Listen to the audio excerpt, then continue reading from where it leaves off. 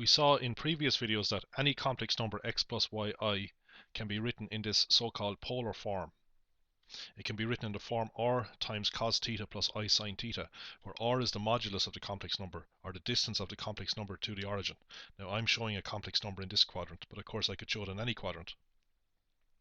What is theta? Theta is also known as the argument of this complex number. It is measured anti-clockwise from the positive real axis to a line joining the complex number to the origin. So for this particular complex number, you can see that theta is an angle between 180 and 270 degrees, or in other words, it's a reflex angle. Now, what would happen if we added 360 degrees onto theta? So we have our angle and then we add on 360 degrees. So when we add 360 degrees onto an angle, that means we're going in an anti-clockwise direction. And you see we're just back to where we started. So the value of the cos function at theta will equal the value of the cos function at theta plus 360 degrees. And the same is true for the sine function. And it doesn't matter whether we add 360 degrees onto it once or twice or 3 times, the value of the cos function will be unchanged. So we can add a multiple of 360 degrees onto theta, and n must be an integer. We can't just add half of 360 onto theta, because then the value of the cos function will be different. But if we add an integer multiple of 360, then we won't change the cos function. So n has to be an integer. Now, z stands for the set of all integers, including 0. So we could add on theta plus 360 times 0. We could add 0 onto theta. Obviously, there's no change. But n could be a negative integer. N could be minus 1. So that means we are subtracting 360 degrees from theta. That's equivalent to actually going in a clockwise direction. So if we rotate clockwise through an angle of 360 degrees, that's equivalent to subtracting 360 degrees. Or we could subtract another 360, so we're subtracting 720 in total. So this thing here can have values of 0, plus 360, plus 720, and so on. Or it can have values of minus 360, that's if n is minus 1, or minus 720, that's if n is minus 2, and so on. So if we take all these numbers and add them onto theta, then we do not change the value of the cos function, and neither do we change the value of the sine function. So this more general way of writing out a complex number is called the general polar form of the complex number.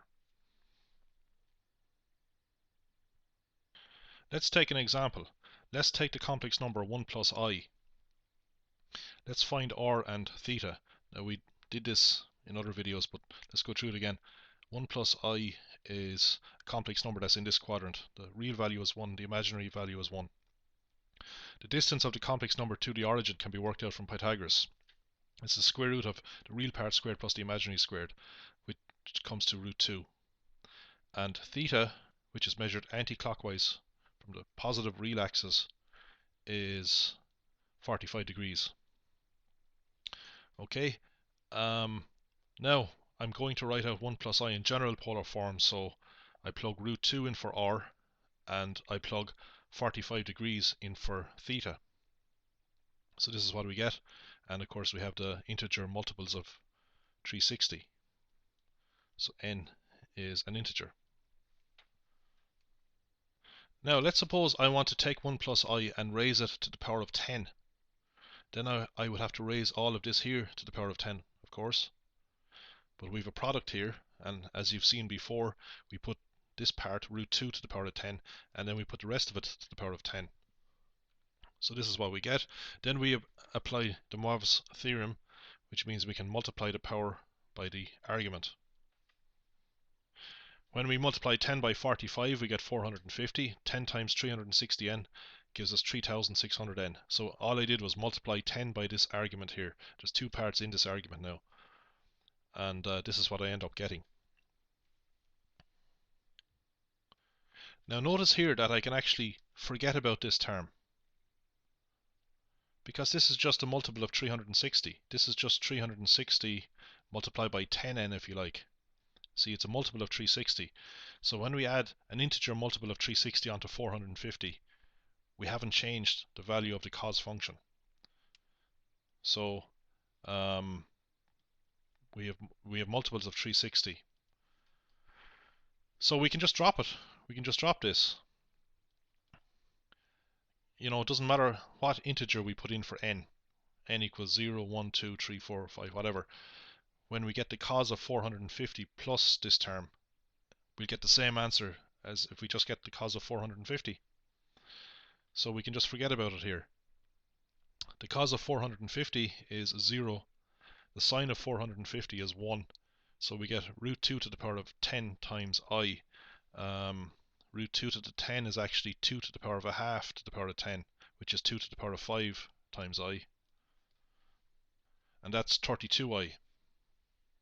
So you might wonder, why do we bother with this general polar form if it doesn't make any difference? Well, I will now take an example where the power is not an integer, where the power is some fraction. The example I will use is n equals 2/3. So now we have 1 plus I to the power of 2/3. So we put r to the power of 2/3, and we put the rest of it to the power of 2/3, and then we use the Marvis theorem.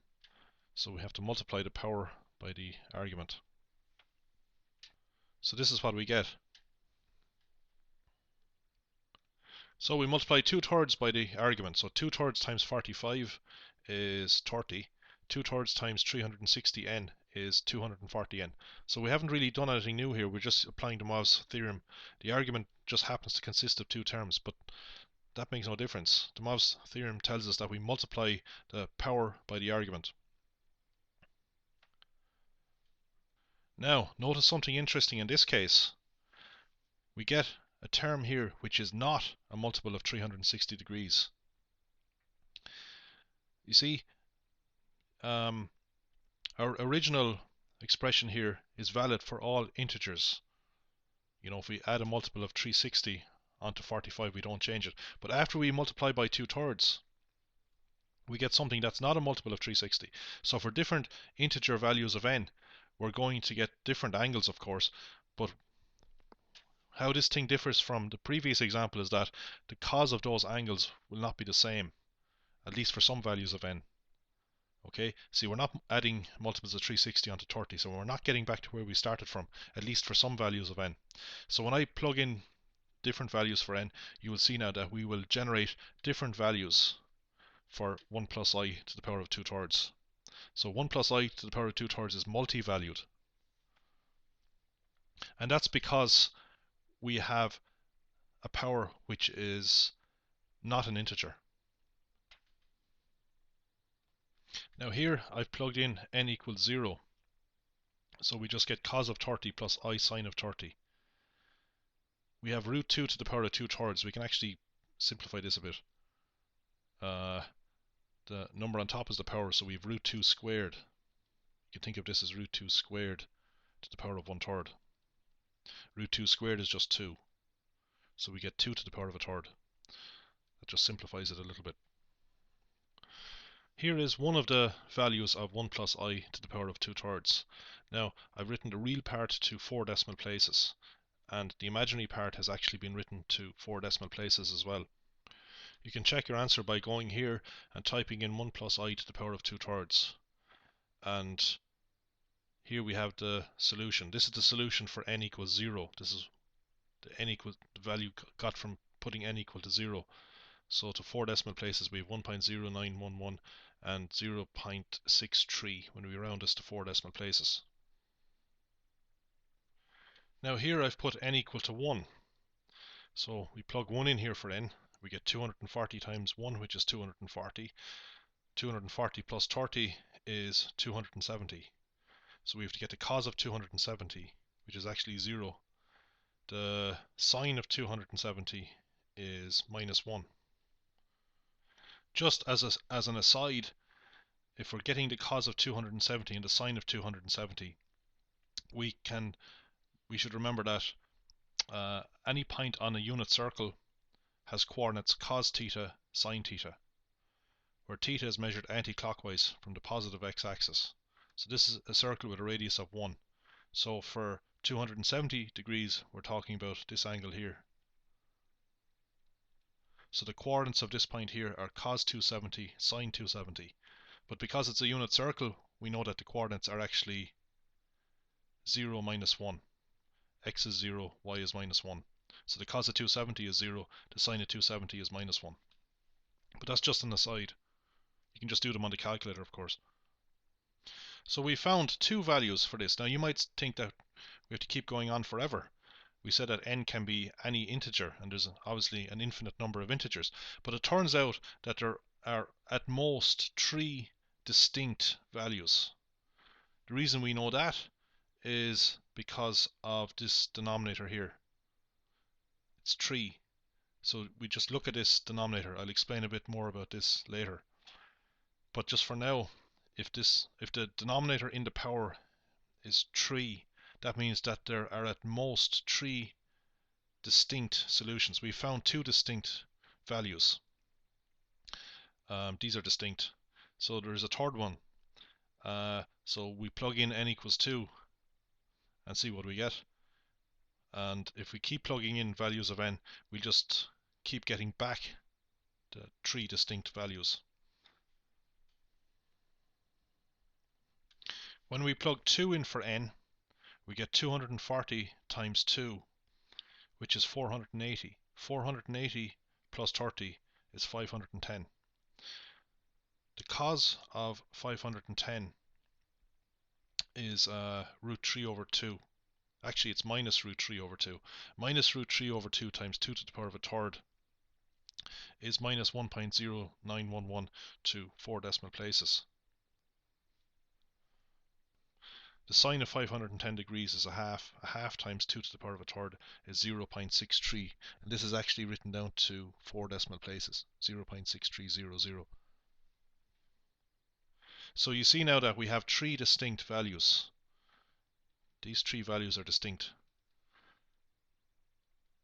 So that means that if we, say, take the next value of n equals 3, we won't get anything new. We'll just get back one of these.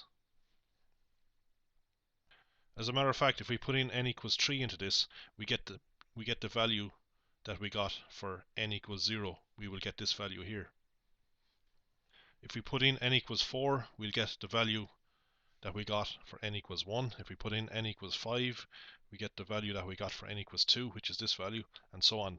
We just cycle through these values as we increase n. So once we get 3 distinct values, we can stop, because the denominator of our power is 3. Another interesting thing to notice about these 3 distinct values is that they are equally spaced on an Argand diagram. So I've plotted the 3 values on an Argand diagram.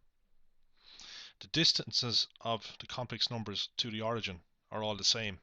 As a matter of fact, the modulus of these 3 values is 2 to the power of a third. It's this here. So the distance of each of these numbers to the origin is 2 to the power of a third, this number here. And these 3 angles are the same. Each of the 3 angles is 120 degrees, which is divide 360 by 3. So when we have 3 distinct values, the 3 values lie on an equilateral triangle. If we had 4 distinct values, the 4 of them would lie on a square. The 4 of them would be the corners of a square.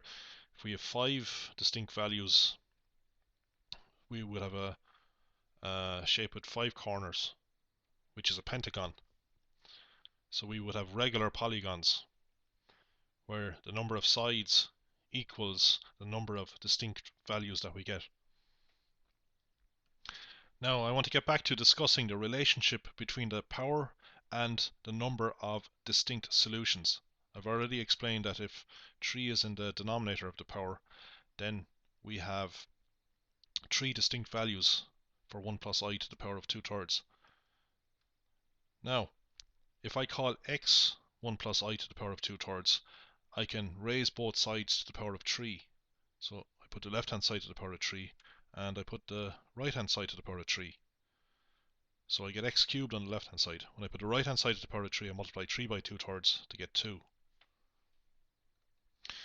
I can write this as x cubed minus 1 plus I squared equals 0. Now this is in the form of what's called a cubic polynomial. That is a polynomial whose highest power is 3, or whose degree is 3. So the degree of this polynomial is 3. That's just the highest power in it. Now we use an important result for polynomials. It's called the Fundamental Theorem of Algebra. It tells us that for any polynomial there are at most n distinct solutions, where n is the degree of the polynomial. So if we're talking about a cubic polynomial, it means that there are at most 3 distinct solutions. So the solutions of this cubic polynomial are just the values of this thing. So we can recast our problem as getting the solutions of a cubic polynomial. So then we can invoke the fundamental theorem of algebra. If we had a different kind of problem, say something like x equals 1 plus I, well, I don't have to use 1 plus I, of course, but let's suppose we had 1 plus I to the power of 3/4. Then we could recast this as x to the power of 4 minus 1 plus I to the power of 3 equals 0, just by putting both sides to the power of 4 and just rearranging. We would have a quartic polynomial. That is a polynomial of degree 4. The highest power is 4. And by the fundamental theorem of algebra, there are at most 4 distinct solutions of a quartic polynomial. That means that there are 4 distinct values, at most 4 distinct values for this. So again, we just have to look at the denominator. So we don't have to worry about this, but just look at the denominator of this power. Of course, these are very simple polynomials. I mean, in general, a cubic polynomial would look like this: ax cubed plus bx squared plus cx plus d equals 0, where a, b, c, and d are any complex numbers. You're probably used to seeing real numbers for a, b, c, and d, but the fundamental theorem of algebra applies to polynomials with complex coefficients. Like this simple polynomial is got by putting b equal to 0 and c equal to 0. We still have a cubic polynomial. The highest power is 3. We'd also have to put a equal to 1, by the way, and d then would equal minus bracket 1 plus I squared. A general quartic polynomial would look like ax to the 4 plus bx cubed plus cx squared plus dx plus a constant term which we can call e equals 0, and so on. So the degree of the polynomial tells us the number of distinct solutions, or the maximum number of distinct solutions. So if it's degree 4, that means there are at most 4 distinct